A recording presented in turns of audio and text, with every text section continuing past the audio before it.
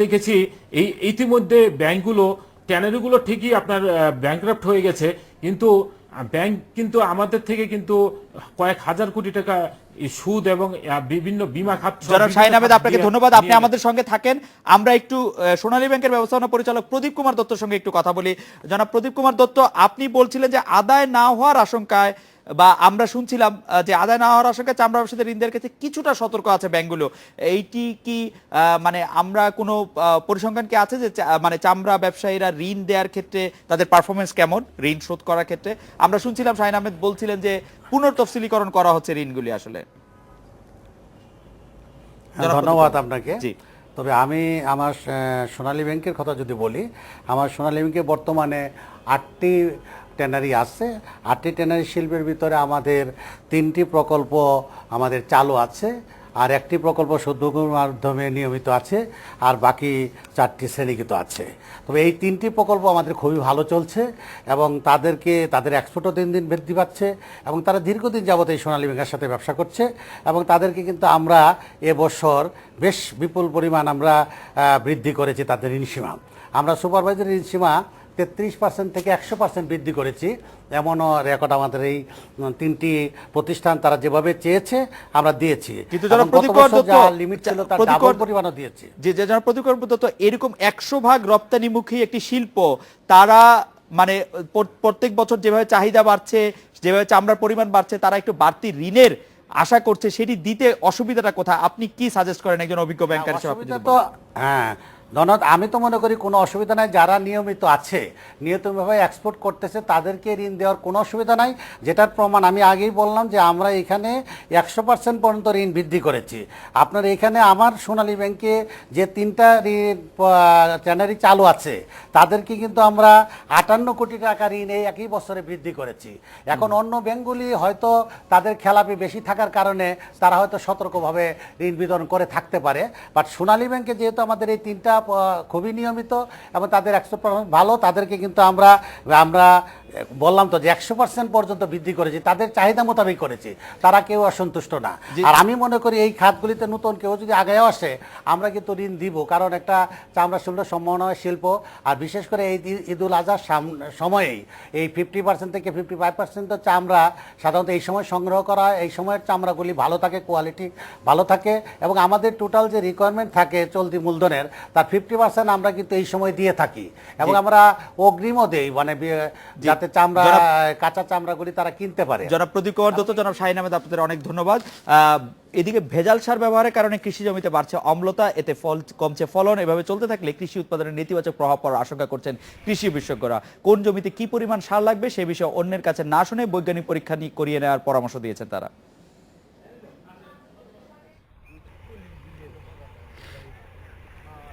বলেন।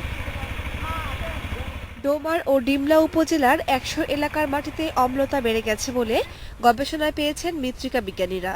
এসব মাটিতে গাছের সব খাদ্য উপাদান থাকলেও অম্লতার কারণে সেসব গ্রহণ করতে পারছে না গাছ। জমিতে ভেজাল সার ব্যবহারই এর প্রধান কারণ বলে মনে করা হচ্ছে। মাটি অম্লীয়, এখানকার মাটির পিএইচ মান কম, অর্থাৎ আমরা যদি বাংলায় বলি যে মাটিতে গ্যাস্ট্রিক হয়েছে, এবং এই গ্যাস্ট্রিক প্রতিরোধের জন্য অর্থাৎ অম্লমান বাড়ানোর জন্য, কমানোর জন্য আপনার ডলোসন ব্যবহার করতে হবে।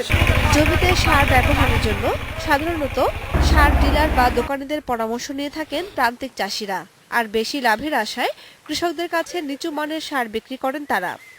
1 বিঘা জমিনে বা 33 শতক জমিনে কতটুকু পরিমাণ সার দিতে হবে, এটা বিএসএফ এর তো আমরা সাক্ষাতে পাই না, তাই দোকানদারের কাছে যাই, দোকানদার যে পরিমাণ দিতে চায় বলে সেটাই দেই। সার ডিলাররা বলছেন কীটনাশক কোম্পানিগুলোর প্রতিনিধিদের দেয়া তথ্যই তাদের একমাত্র ভরসা, আর সরকারি সারের অভিজ্ঞতাও সুখকর নয়।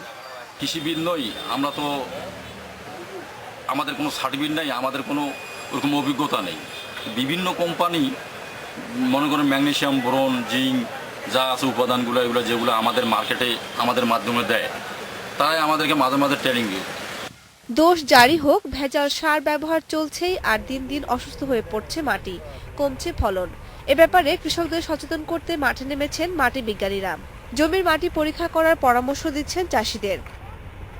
সারি না যে আমরা অনেক সময় ভেজাল সার প্রয়োগ করতেছি, সেটা কিছু জানা না। বা অনেক সময় বেশি পরিমাণ একটা উপাদান দিচ্ছি আর একটা উপাদান কম পরিমাণ দিচ্ছি, এভাবে দেখা যাচ্ছে যে পুরো জমিতে ইমব্যালেন্স হয়ে যাচ্ছে। এই কারণে আসলে কৃষকদেরকে সচেতনার জন্য আসলে আমাদের যেটা দরকার আরো ব্যাপক পরিকল্পনা দরকার এখানে। এই অঞ্চলের জমির মাটি পরীক্ষা করতে কৃষকদের যেতে হবে দিনাজপুরে, কেননা রংপুর, কুড়িগ্রাম, গাইবান্ধা, নীলফামারী, ঠাকুরগাঁও, পঞ্চগড়, লালমনিরহাট কোনো জেলাতেই মাটি পরীক্ষার কোনো সুযোগ নাই। কামরুন মুক্তা, ইন্ডিপেন্ডেন্ট নিউজ। এ বিষয়ে কথা বলতে আমাদের সঙ্গে যোগ দিচ্ছেন রাজশাহী মৃত্তিকা সম্পদ উন্নয়ন ইনস্টিটিউটের বৈজ্ঞানিক কর্মকর্তা জনাব মাহবুবুর রহমান। জনাব মাহবুবুর রহমান, রাসায়নিক সার অতি ব্যবহারে জমির উর্বরতা বাড়ায়, এখন আবার উর্বরতা হারায় অতি ব্যবহারে রাসায়নিক সার, এখন আবার ভেজাল সার যুক্ত হয়েছে, এটা প্রতিরোধের উপায় কি?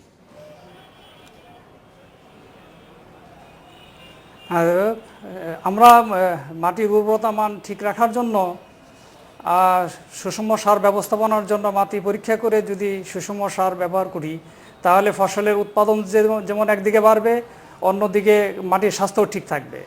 আর আপনি ঠিকই বলেছেন যে অনেকটা ভেজাল সার কারণে মাটির উর্বরতা মান যেমন কমে যাচ্ছে এবং মাটির অ্যাসিডিটি অম্লতাও বেড়ে যায়।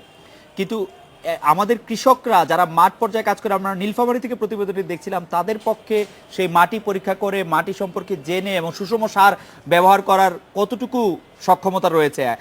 এই প্রসঙ্গে আপনাকে আরেকটি বিষয় একটু মনে করে দিতে চাই, জৈব সার উৎপাদন ও ব্যবহারে একসময় আমরা সরকারি বেসরকারি নানা প্রচারণা দেখছি, এখন কি তা একটু কমে এসেছে কিনা? হ্যাঁ, আমরা জৈব সারের বিষয়টা বলি যে মাটিতে অবশ্যই প্রত্যেকটা ফসল উৎপাদনের সময়ই জৈব সার ব্যবহার করতে হবে। এবং আমরা জানি যে বাংলাদেশের মাটিতে জৈব পদার্থের পরিমাণ অনেক কমে যাচ্ছে এবং জৈব পদার্থ হচ্ছে মাটির প্রাণশক্তি এবং মাটির মেরুদণ্ড বলা হয়। কাজেই আমরা কৃষককে পরামর্শ দিয়ে থাকি এবং আমাদের কৃষি সম্প্রসারণ অধিদপ্তরে যারা মাঠ কর্মী আছে তারাও পরামর্শ দিয়ে থাকেন যে মাটিতে যথেষ্ট পরিমাণ জৈব সার ব্যবহার করতে হবে। আর মাটি পরীক্ষার বিষয়ে সক্ষমতা হলো দিনাজপুরে আমাদের মৃত্তিকা সম্পদ উন্নয়ন ইনস্টিটিউট আঞ্চলিক গবেষণাগার আছে এবং আপনি আরও জেনে খুশি হবেন যে আমাদের মৃত্তিকা সম্পদ উন্নয়ন ইনস্টিটিউটে সারা বাংলাদেশে এ যাবৎকাল 15টি আঞ্চলিক গবেষণাগার, মৃত্তিকা সম্পদ উন্নয়ন ইনস্টিটিউটের আঞ্চলিক গবেষণাগার রয়েছে যেখানে মৃত্তিকা পরীক্ষা করা হয়। কিন্তু জনাব মাহবুবুর রহমান, মাটি গবেষণার এই জায়গাগুলি জেলা পর্যায়ে ছড়িয়ে দেওয়া সম্ভব কিনা? যেমন নীলফামারীর একজন কৃষকের পক্ষে মাটি পরীক্ষা করার জন্য দিনাজপুর যাওয়া সবসময় কি সম্ভব কিনা? এবং নীলফামারীর মধ্যেও তো অনেক প্রত্যন্ত অঞ্চল রয়েছে, আসলে নীলফামারী জেলায় থাকা উচিত কিনা? হ্যাঁ, আপনি যেমনটা বলছিলেন এটা অবশ্যই কৃষকের দোরগোড়ায় যদি পৌঁছে দেওয়া হয় তাহলে কৃষক আরও বেশি সুবিধা পাবে এবং বাংলাদেশের প্রত্যেকটি জেলাতে যদি মৃত্তিকা গবেষণাগার করা হয়, মাটি পরীক্ষাগার করা হয় তাহলে কৃষকরা সরাসরি সেই সেবাটা পাবে। এখন আমাদের বাংলাদেশে কৃষি মন্ত্রণালয়াধীন যেভাবে আমরা মৃত্তিকা সম্পদ ইনস্টিটিউটের মাধ্যমে কাজগুলি করে যাচ্ছি, ওদের ভবিষ্যতে যদি সরকার এদিকে নজর দেন তাহলে হয়তো জেলা পর্যায়ে আরও মৃত্তিকা গবেষণাগার হতে পারে। কীটনাশক প্রসঙ্গে যদি আরেকটি শেষ প্রশ্ন করি আপনাকে, যে কীটনাশক একদিকে খাদ্যের বিষক্রিয়া বাড়ায়, অন্যদিকে পরিবেশ এবং পানি দূষণও বাড়িয়ে চলে, এর থেকে মুক্তির উপায় নিয়ে গিয়েও কি কৃষকের মধ্যে কোনো বিকল্প চিন্তার প্রসার ঘটানো সম্ভব? আপনারা কি সেই বিষয়টি ভাবছেন?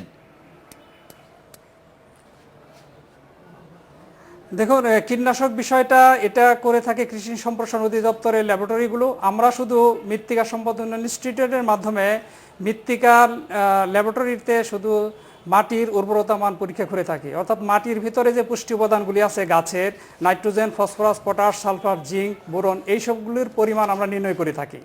অবশ্যই আমি বলবো একজন কৃষিবিদ হিসাবে যে যথেচ্ছা কীটনাশক ব্যবহার করা ঠিক হবে না এবং কীটনাশক শুধু পরিবেশের জন্য যে বিরূপ প্রভাব ফেলে তা মানবদেহের জন্য ক্ষতিকর। তাহলে আমাদেরকে অবশ্যই কীটনাশক ব্যবহার করার আগে সতর্কতা অবলম্বন করতে হবে এবং যেখানে কীটনাশক ব্যবহার করতে হবে শুধু সেখানেই এবং যে পরিমাণ ব্যবহার করা দরকার সেই পরিমাণই করব, যথেচ্ছা যাতে ব্যবহার না হয়। মাহবুবুর রহমান, আপনাকে ধন্যবাদ।